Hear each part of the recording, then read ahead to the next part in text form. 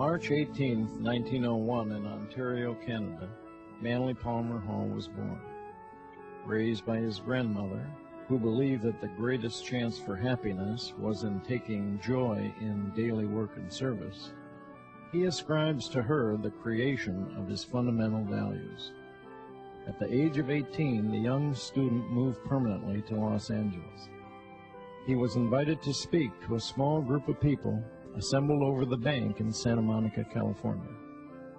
The following year, Manly was asked to hold a lecture series in Los Angeles. Thus began a lifetime of service as a lecturer and teacher. In his own words, he said, "The mind must be taught to think, the heart to feel, and the hands to labor. When these have been educated to their highest point, then is the time to offer them to the service of their fellow man, not before."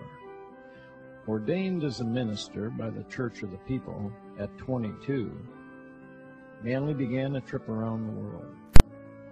His pilgrimage took him to many of the great cultural centers in Europe and Asia, from Korea to India, from China to Japan. His journey allowed him to encounter the amazing variety of human cultures, customs, and beliefs, and to experience the common threads of wisdom that bind together all of mankind.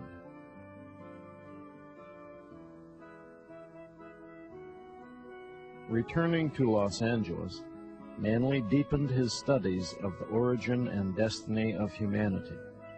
For 7 years, his principal endeavor was the creation of his big book on symbolic philosophy. In 1928, at the age of 27, Manly published the book that would perpetuate his dream. With the first edition completely sold out, The Secret Teachings of All Ages went to press.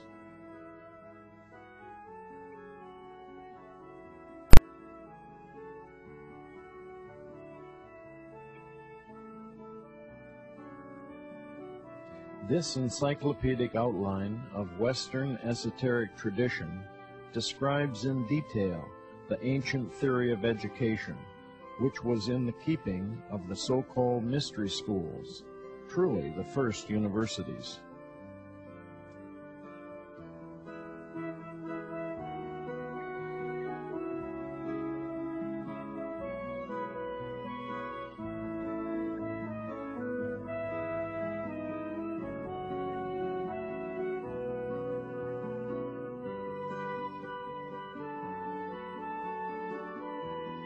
With his broad knowledge, insight, and obvious love for his fellow man, Manly began to gain eminence as a lecturer in the 30s.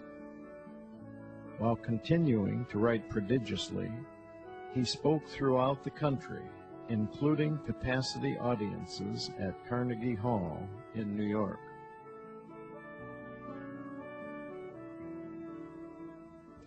And in those early days, he was a real idealist.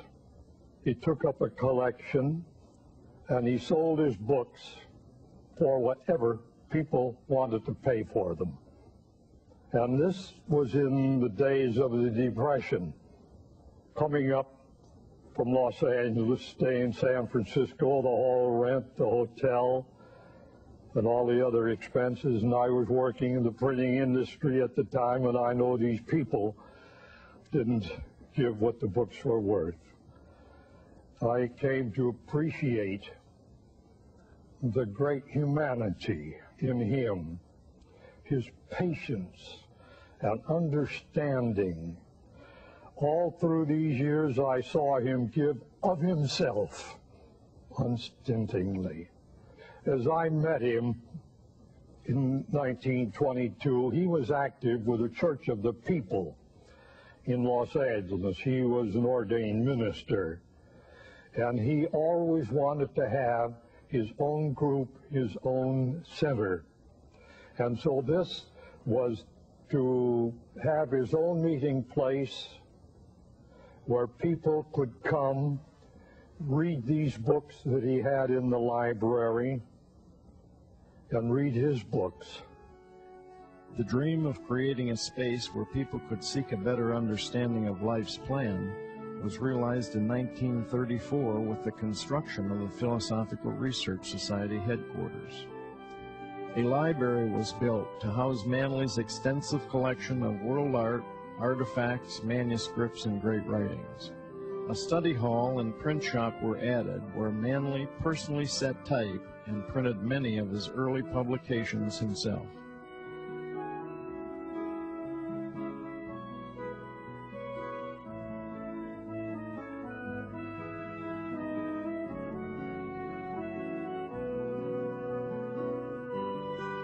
With the creation of the library, Manly made his collection of great works available to all. He said that unenlightened scholars could not be trusted to protect the well-being of human society. Beneath the surface of all orthodox faiths, there are mystical traditions, through the understanding of which we strengthen insight and become more intuitively aware of that universal plan we must all obey if we are to find security and peace. Upon the foundations we have laid here, we hope that many will build projects more noble and enduring.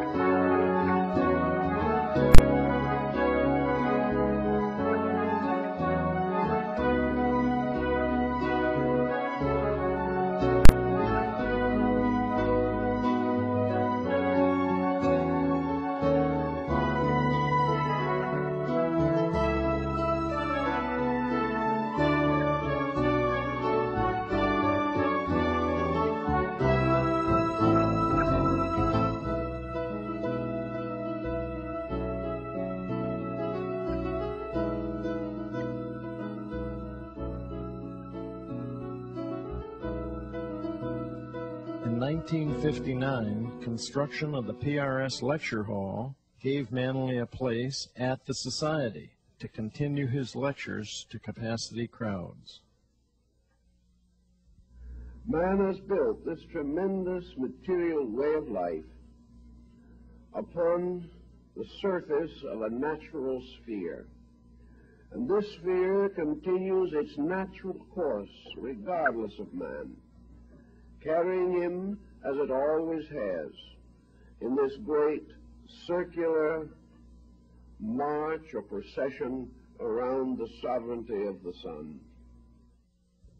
The basic principle that I drew from Manly's writings and knowing him through the years, I think was behind Manly's repeated return to the adept tradition, or the tradition of the secret societies, the initiatory rites, and the private training since the beginning of time, when people were instructed how to sharpen and integrate their personalities, not only for selfish reasons that they might live, but even, perhaps more importantly, that the great world spirit, civilization itself, is encouraged, refreshens itself, and that there is something to pass on to future generations. Manly Palmer Hall was on a long journey. He was an old soul, and he lived his myth with an extraordinary integrity and honesty. This gave him that particular attraction that he had, that magnetism. He was there. He was living the fact of his inner life. Now it seems that in this moment and in these periods, that the most important thing that education can bestow upon anyone is incentive. It can give the individual a realization of his own place in the plan of things. Education can convey to the average person some concept of the world in which he lives, its history, its destiny, and the various processes through which it is passing. Education can fit the individual for a better life than he has at the moment. But to do this, education must devote itself primarily to the proving of the integrity of the universal purpose. Education must prove to the convenience and to the conviction of many people that the whole great plan of life is the unfoldment of one great doctrine for the salvation of all that lives. This salvation is not necessarily theological, but it is more than that. Salvation means in end that whatever the divine power is at the root of life, that power is the Savior of all that lives, and that which lives according to that power will never die. So here we come along down through the 20th century, and we come now to the little planet that we live on. A little planet in which the air is getting more polluted every day, but the water is no longer fit to drink. All these things are getting worse all the time. Congestion, land problems, all kinds of employment situations, even religion and languages are becoming involved. Everything now is becoming more and more acute, and the individual, as a private citizen, did not know what to do. We've got to be the greatest people who ever lived, living in the greatest nation that ever lived, and in the greatest trouble that any nation has ever been in. So this is the way it sits. And we are now looking at it through the eyes of a stress-ridden people, a people who are not quite certain where tomorrow is going to lead them. Now we have had in this century, we've had some of the fanciest wars in all time. We have also had the development of nuclear warfare, the most deadly of all time. And here a world that has been going through various stages of civilization for at least 10,000 years that we have record of, and it learned in every one of those 10,000 years the value of peace, is now dedicated to the greatest destruction the world has ever known. What's the matter? Is everybody slowly going crazy? Is it possible that there is in the human being no more of integrity than that?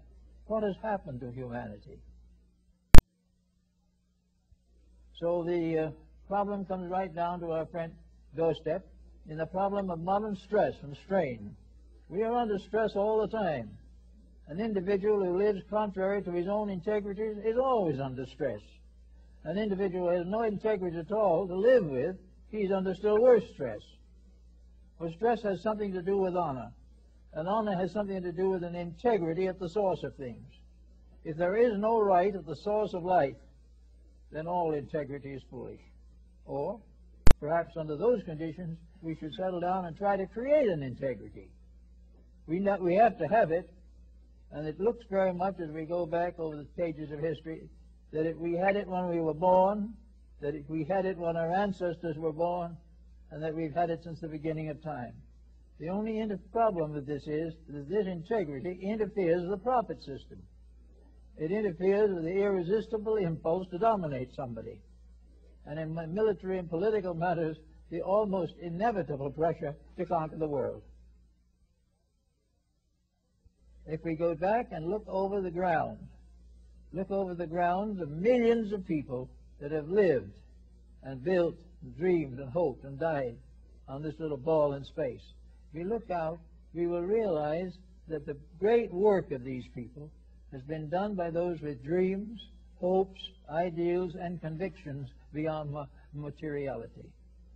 The Leonardo da Vinci's, all of these, Michelangelo, all such great artists, all musicians, all idealists in painting and everything, all of them have had principles. The great religious art, the Guidorini, all these things, the great and the lesser life of Christ by Albrecht Dürer, all these great religious works were religious. They were written by people who had deep convictions. We have in the world today about, 6.25 billion people. Of that 6.25 billion, better than 3 billion are religion-oriented. That means that for these people, the spiritual value is the basic reality. Now, this doesn't mean that there are all or any of them living it, but it means that they are susceptible to the influence of religious thinking.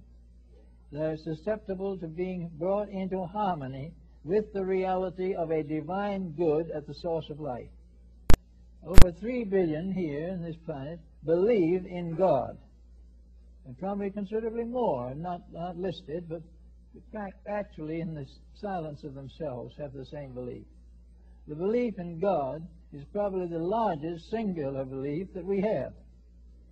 It is a belief, however, which has produced comparatively little result, because if it was honest, it was hurt, it was injured, it was persecuted, and if it was dishonest, it simply added to the general mess. But there is a great nucleus of people who believe in realities, and believe that these realities are spiritual.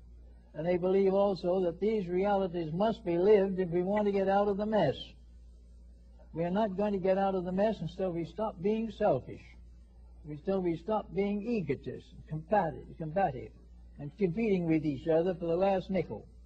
We're not going to get out of any mess until in our own hearts the greater good controls our conduct.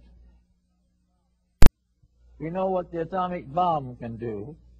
We strongly suspect what nation is going to get it next. We're very certain that it is going to be loosened by somebody, and so we keep on going quietly along, preparing as much as we can for the worst, but never for a moment trying to change the worst. If the nations of the world would get together, say no more bombs, there'd be no more bombs. But if that happened, then ambitious tyrants, little dictators, and munition manufacturers would be very unhappy. Well, they must not be allowed to suffer like that. The world we live in is a world that is filled with divine love. Love for the littlest thing that exists. Love for the mote and the sunbeam. Love for all the little creatures of nature.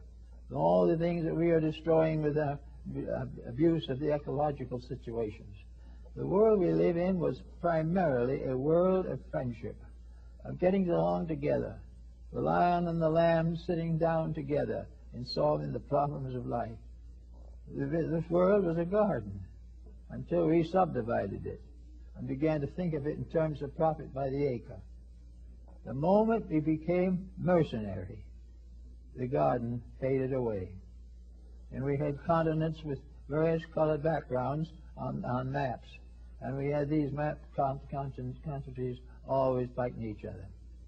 There was never can be and never will be anyone who can own the earth or control it or dominate it. It belongs to the great system of worlds to which we all belong. It is our step upward into something else. If we try to destroy it, we destroy the very stairs upon which we have to climb. All these things have to be corrected and put in their proper relations. And when humanity becomes harmless, it will not be subject to harm. When it becomes aware of the values of life and the principles that it should understand and nourish and protect, it will have a peaceful existence. There's no reason why the human family should not be the brightest and noblest things on the planet at this particular time, and that all other forms of life should gather around it, as children gather around the parents. that all the animals and birds and everything in the world would find its place in a world where everything is thoughtful of everything else.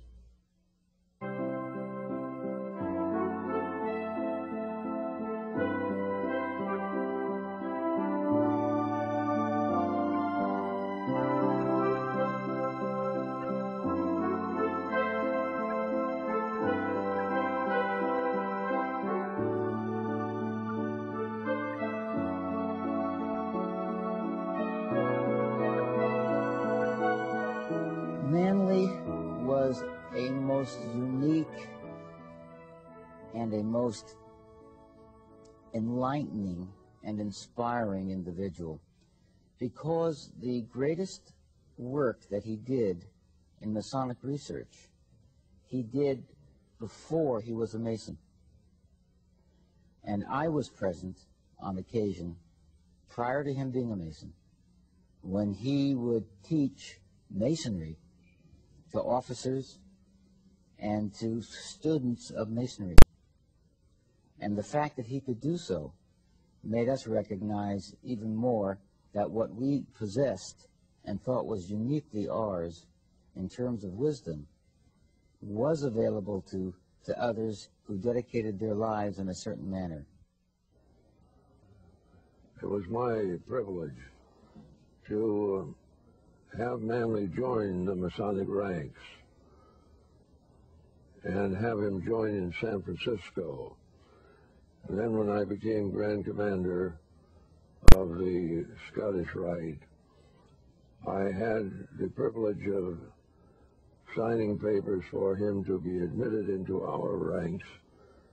I also nominated him for election to the Knight Commander of the Court of Honor, and then later to become a member of the 33rd degree, and then just recently, within the past 5 years, as recipient of the highest award any Masonic body can make, which was the Grand Cross, which was conferred in ceremonies at Los Angeles. His great friend Burl Ives was there, and Burl had received an honor also.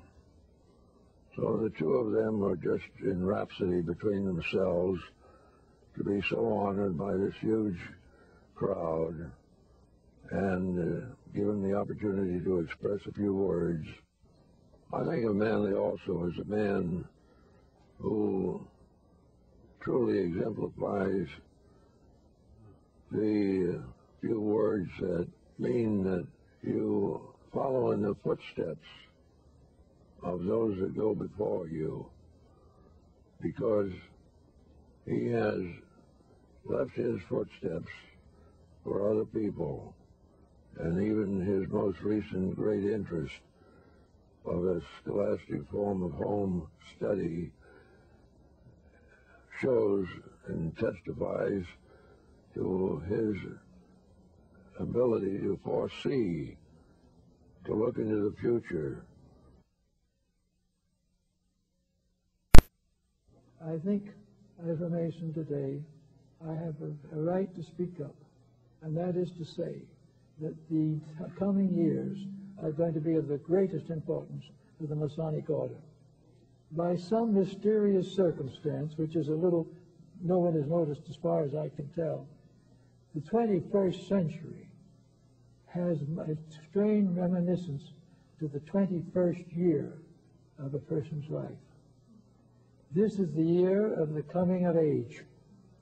It is at that time that theoretically the person adult is an adult. So on the 21st birthday of a nation, something very important must be considered. It must be the time in which that nation comes into its maturity, comes into its responsibilities and its opportunities, and comes to take on the charms and the labors that are important to it. And we find in the records of the early Masonic work in this country references to the things that were accomplished under certain conditions. In the next few years, therefore, we are very likely to realize that we are at an impasse. The situation is serious. The stumbling and grumbling processes that we use will not prevail. Every day we come into worse condition. Every day the water is worse. The earth is more polluted. The air is more tainted. The more difficulty, the destruction of natural resources, the continuance of war, the development of destructive weaponry, all these things go on. Now, if they go on long enough, something is going to happen. Something is going to remind us that man does not have the right to destroy that which he did not create. He has not the right to take a beautiful world with all its privileges and opportunities and turn it into a purgatory. Every day we read the paper, there is more selfishness, more cupidity. And in a few years now, we're going to come to this period of a new generation. Now, there are a lot of people who are hoping a lot for this new generation. They're hoping that we're going to make a major step forward. Well, I think we will, and I think we will succeed. But I think it is very important that this situation should remind Freemasons that they have something to live for. They are not in something that was just an accident or an incident or for which they're paying dues. They have taken the obligations of being there when necessity arises. In the long, peaceful years, they can enjoy their own way of life. But when emergency arises, it is the duty of those who are dedicated to the common good to stand firm and do that which is necessary. It is time for them to begin to work with this problem.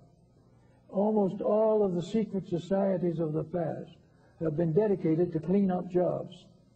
They've all come like the Knights Templars to take care of the corruptions of various beliefs and doctrines.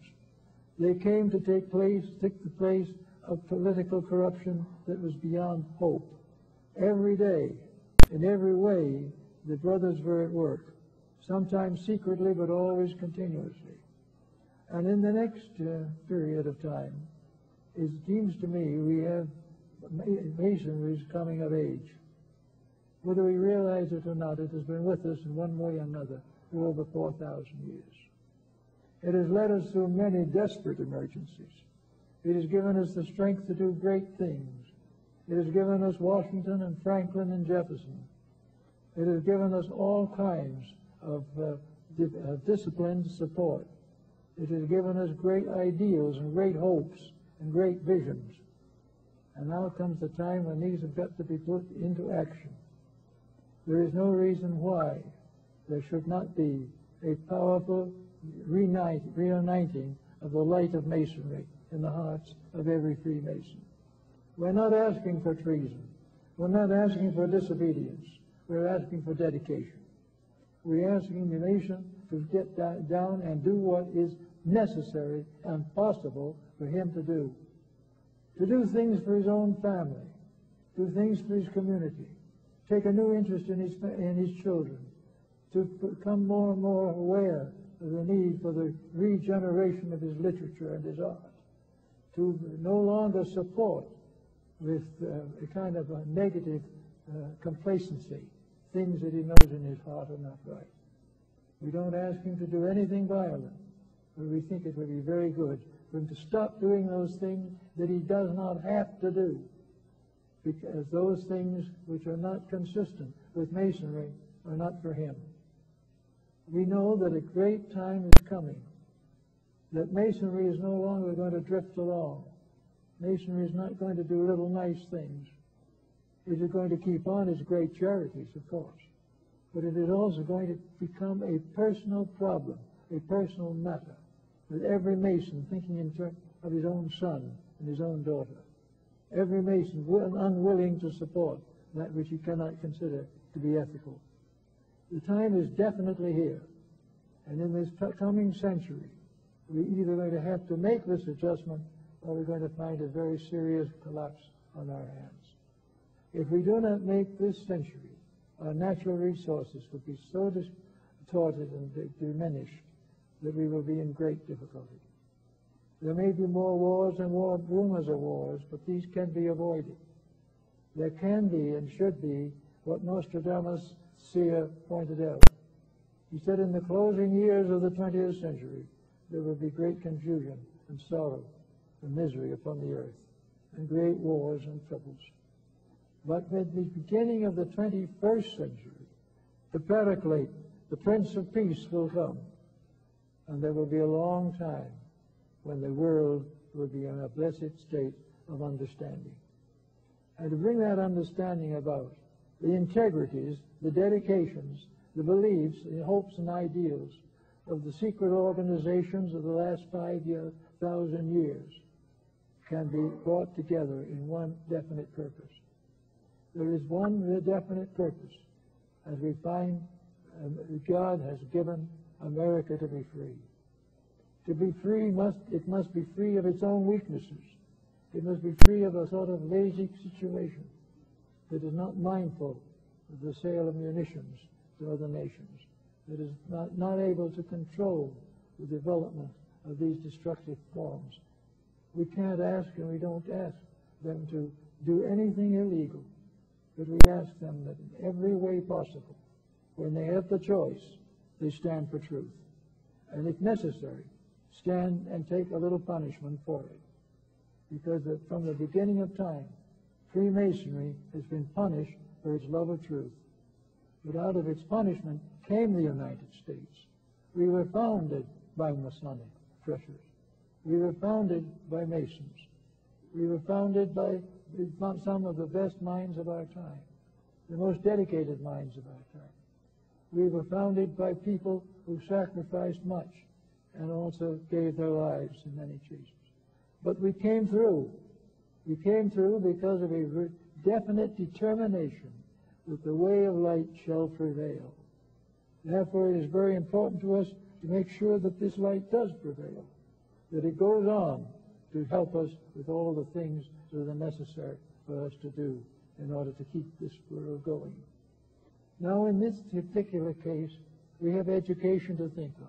And this is close to the heart of Mason. We have the great need for the restoration of idealism as the basic agreement of element of survival. We have a great need and a great determination that all these things that are happening shall be lessons well learned and not lessons rejected. As we go back over other nations and other places, we also see fine things that they did and things that we could possibly do to help. I think we can all remember with some measure the struggle of the 17th century, which was probably one of the most interesting periods. Masonry was there under its own name. There's no question about that. It was the day of the alchemists. It was the day of the Illuminati. It was the day of all the mysteries and symbols of the Rosicrucians. It was a time in which society was attempting to transmute itself. It was seeking to turn base metals into gold, ignorance into wisdom, false doctrines into truth. And a mysterious order appeared at that time. It has never been completely identified, but it published certain manifestos telling the world that there were those who were behind the scenes, who were working and would continue to work, and would never cease working until the great labor had been accomplished. The great transmutation of alchemy is the transformation of selfishness into integrity, the transformation of selfishness and all that it pertains to into the unselfish light of truth. We shall see people for the first time as brothers. We shall recognize forever the dangers of wealth, the dangers of misunderstanding. We shall know definitely that we are capable of bringing back the golden age by lifting ourselves out of this age of gold.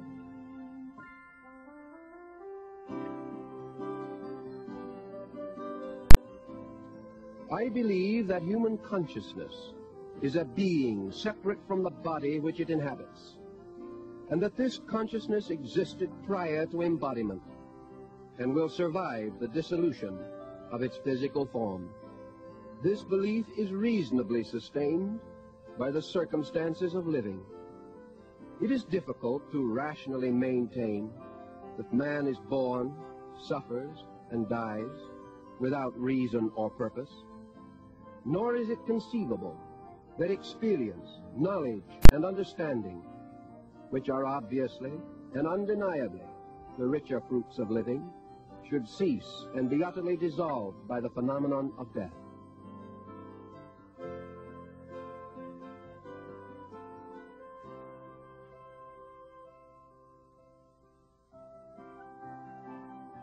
In Manly's own words lie a blueprint for the future.